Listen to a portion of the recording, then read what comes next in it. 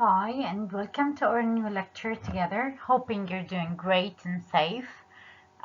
This is our sixth lecture together. We already started to talk about the historical track of democracy, the theoretical issues. We talked about the concept, features. Today we're going to talk about certain issues, maybe cases, problems relevant to democracy. We're going to track the development with certain maybe communities and the historical track. But again, I think we need to concentrate on a little bit on certain problematic issues. That's why we're going to start our lecture today with a very important essential question. Okay, national security versus human security. This is one of the most important critical dilemma that democracy was trying to deal, especially in the modern centuries and the recent patterns of democracy, to create a balance between what we used to see as the siege that protect community and what they called it national security versus the modern term of human security. Actually, this question is one of the most problematic issues that not only Arab communities, countries is facing, but also all over the world is trying to have a great explanation and justification to use both term in a parallel and accepted way because these terms are totally the opposite of each other, as we're going to see within seconds. So, what is national security and how it is relevant to human security, or in the other word, how does human security affect national security? We're gonna see together now. What comes first, human or national security? What do you think? Is it a human or national security first?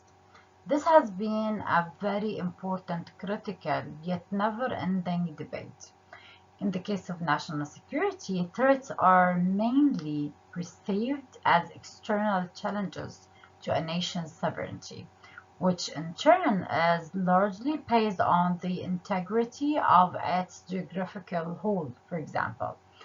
The state is a reference and determining objective in national security.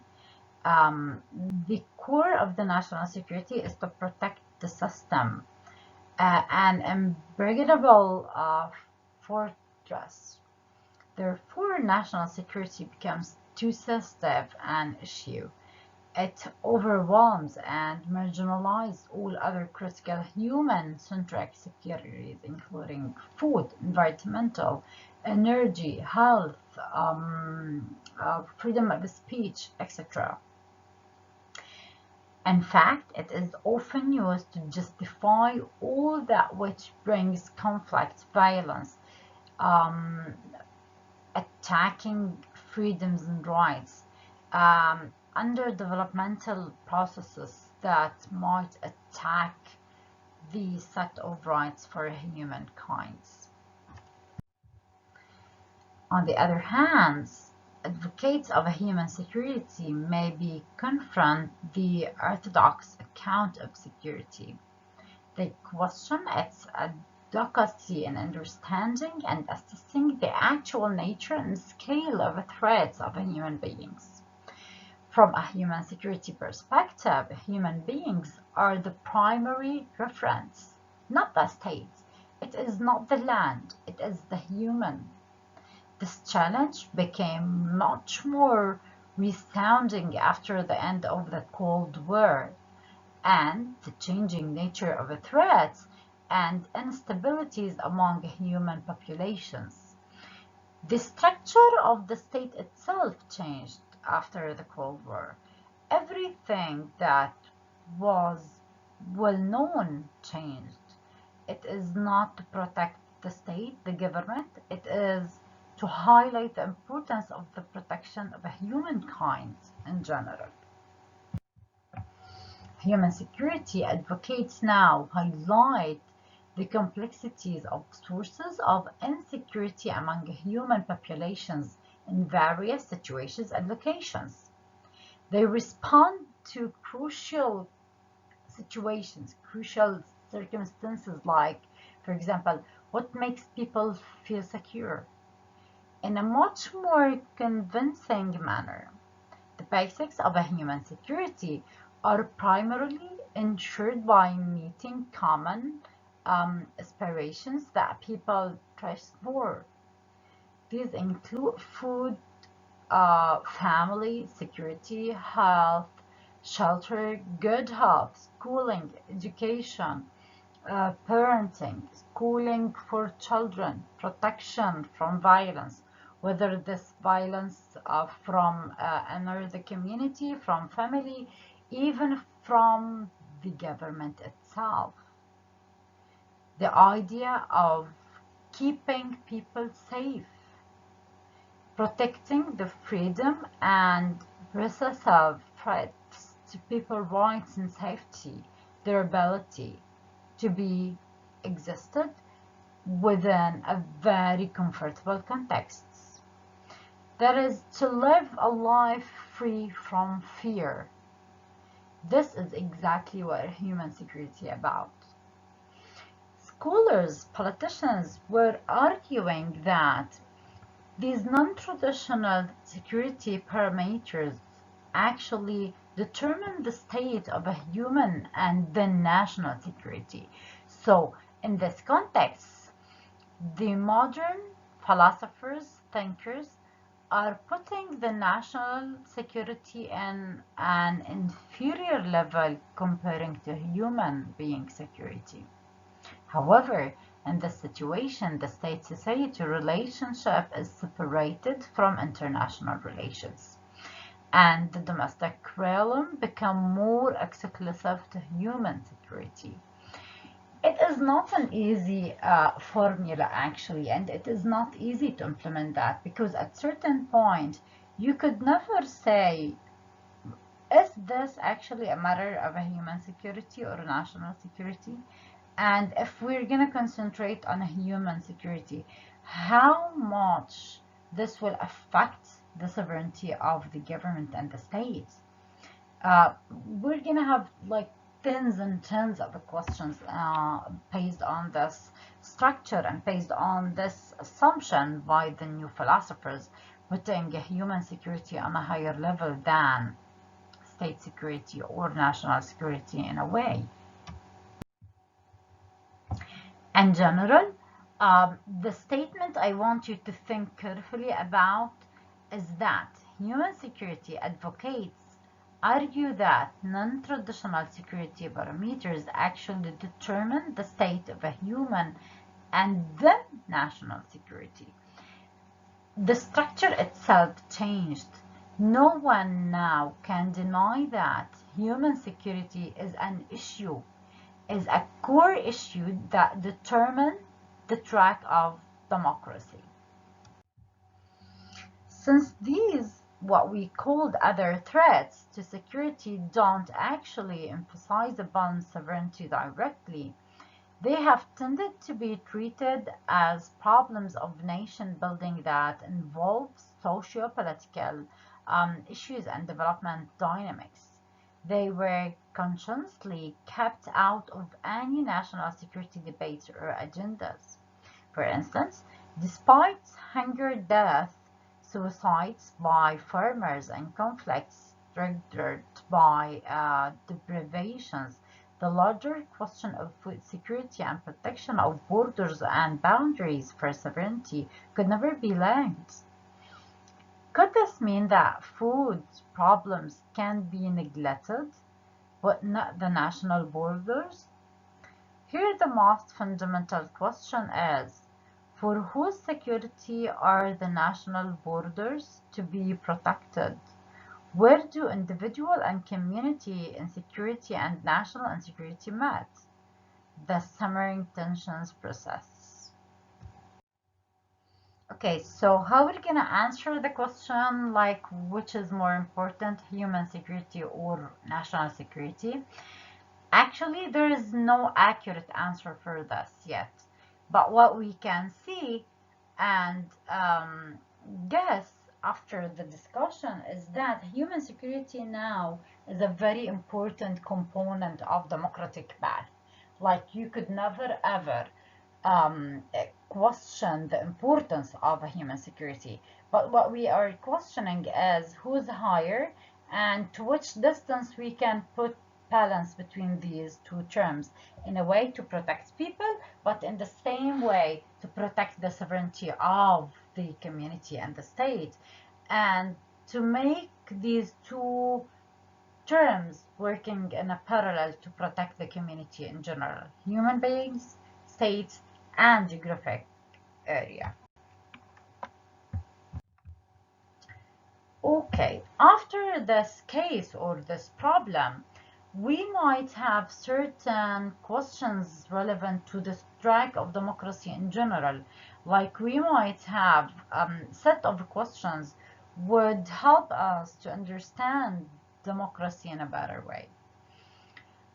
Actually, the etymological organs of the term democracy hint at a number of urgent problems, not only the problem between human and national security, but also we're gonna have like tons of similar problems that go far beyond semantic issues. If a government or by the people, a popular government, is to be established, at least 5 fundamental questions must be dealt with or confronted at the outset, and two more are almost certain to be posed if democracy continues to exist for long. Let's at least see these questions, think of them, illustrate them, and try to find solutions to them by the end of the lecture. Okay, question number one would be, what is the appropriate unit or association within which a democratic government should be established? A town, a city, a country, a business corporation, university, an international organization, all of this.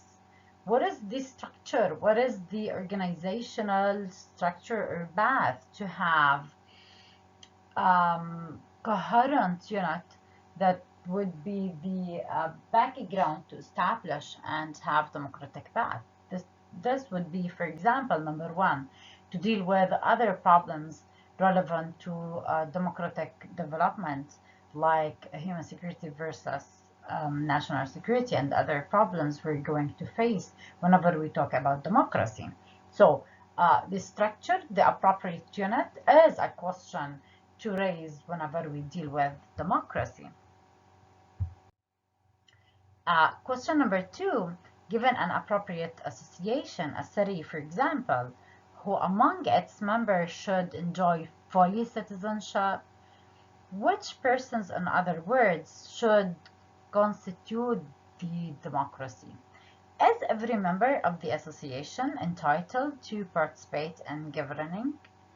Assuming that children, for example, should not be allowed to participate as much as adults would agree, should the demos include all adults? If it includes only a subset of the adult population, how small can the subset be before the association closes to be a democracy and becomes something else, such, for example, aristocratic system, government to be led by the best or the elites or Aristotle class, or oligarchy, government by the few, for example. So the question number two, even if we agreed about upon the structure, we still not sure to say who will be included in this structure. Question number three, assuming a proper association with a proper demo, a proper people, a proper classification, for example, the question would be, how are citizens to govern? What political organizations or institutions will they need? Will these institutions differ between different kinds of associations? For example, small town to large country, Should we have like a hierarchy inside the structure of the system? Should it be more relevant to the structure of the organization? Question number 4, when citizens are divided on an issue, as they often will be, whose views should prevail and in what circumstances? Should a majority always prevail, or should minorities sometimes be empowered to block or overcome majority rule? So again, it is the dilemma of majority versus minority. Question number 5. If a majority is ordinarily to prevail, what is to constitute a proper majority? A majority of all citizens? A majority of voters? Should a proper majority compromise not individual citizens but certain groups of associations of citizens, such, for example, hereditary groups or tribal groups or territorial associations, or etc. etc. Question number 6. The preceding questions presupposes an advocate answer to a text, and even more important question: why should the people rule? Is democracy really better than aristocratical or monarchy system? Perhaps, as Plato argues in the Republic, the best government would be led by a minority of the most highly qualified persons, as we used to see in the Aristotle or aristocratic communities.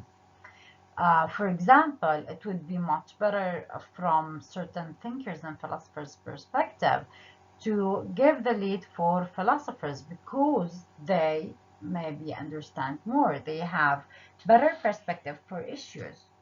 What reasons could be given to show that Plato's view is wrong?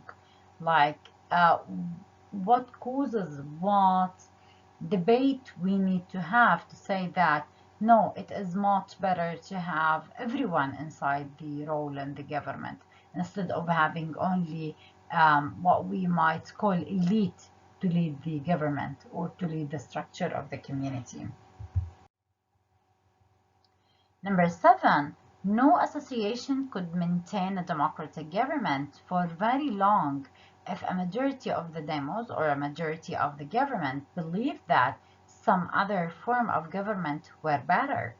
Thus, a minimum condition for the continued existence of a democracy is that a substantial proportion of both the demos and the leadership believe that popular government is better than any visible alternative. What conditions, in addition to this one, favor the continued existence of democracy? What conditions are harmful to it? Why have some democracies managed to endure even through periods of severe crisis, while so many others have collapsed? So it is, again, the idea of the individuality of each community, the uniqueness of every community, in a way that each community is a unique structure by itself.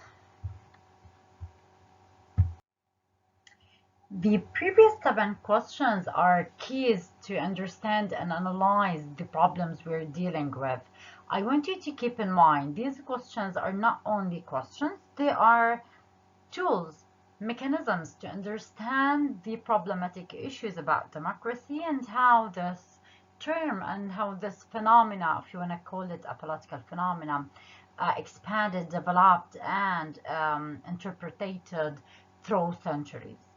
But in a parallel level, in discussing these questions, it would be very important to understand the prehistoric track, the prehistoric form of democracy, and how this developed from century to century, from citizenship to citizenship, and how the ancient states used this term.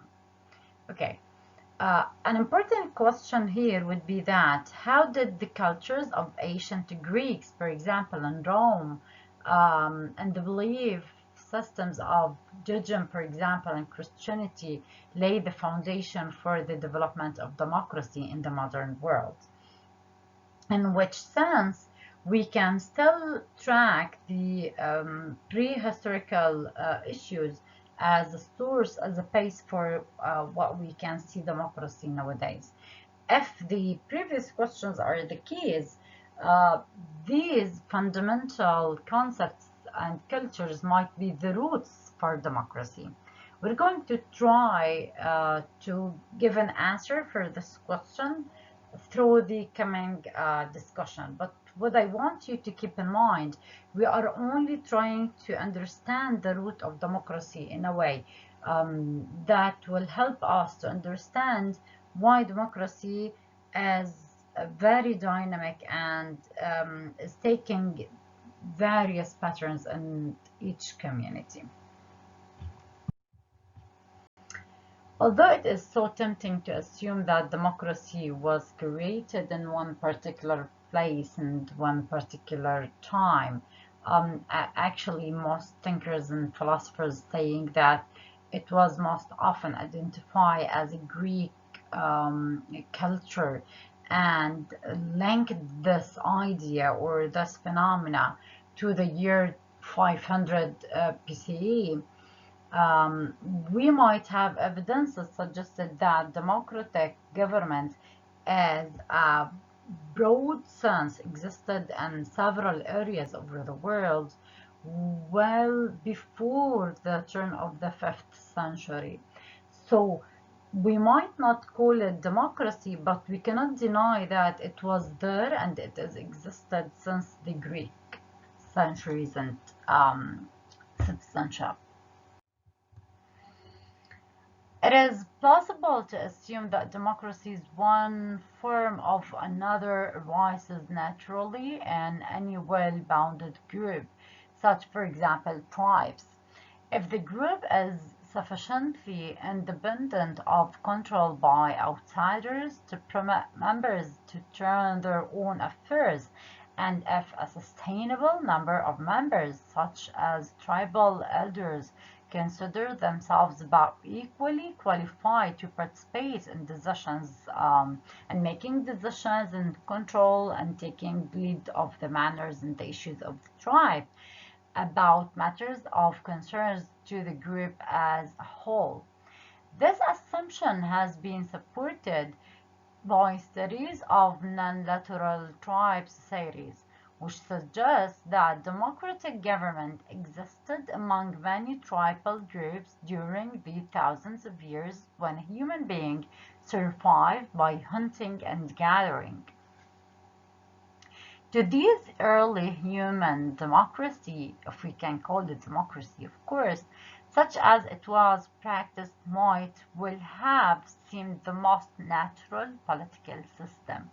So they assumed that democracy might be part of the natural development of the community, and it used to be part of the even early structure of the societies and communities.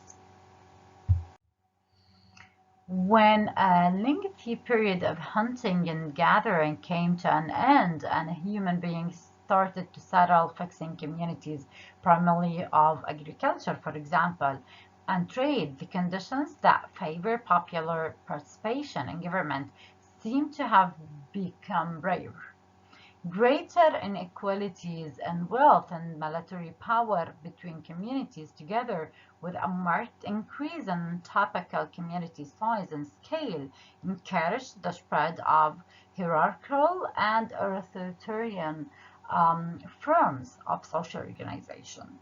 As a result, popular government among settled people vanished, to be replaced for thousands of years by government based on monarchy, despotism, aristocracy, and oligarchy, each of which came to be seen, at least among the dominant members of these series, as the most natural form of democracy.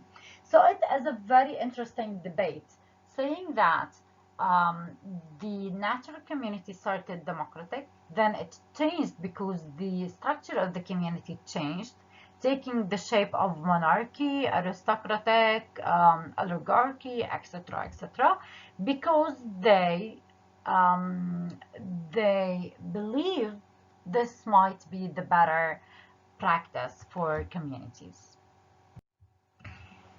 Then about 500 BCE, conditions favorable to democracy reappeared in several places, and a few small groups began to create popular governments. Primitive democracy, one might say, was reinvented in more advanced forms. The most crucial developments occurred in two areas in the Mediterranean: Greece and Rome. These two places reflects a unique track of democracy, as many thinkers believe. Okay, let's stop here. And next lecture, we're going to discuss more and more the development of Greece and Rome. Thank you so much. Please be safe and see you soon.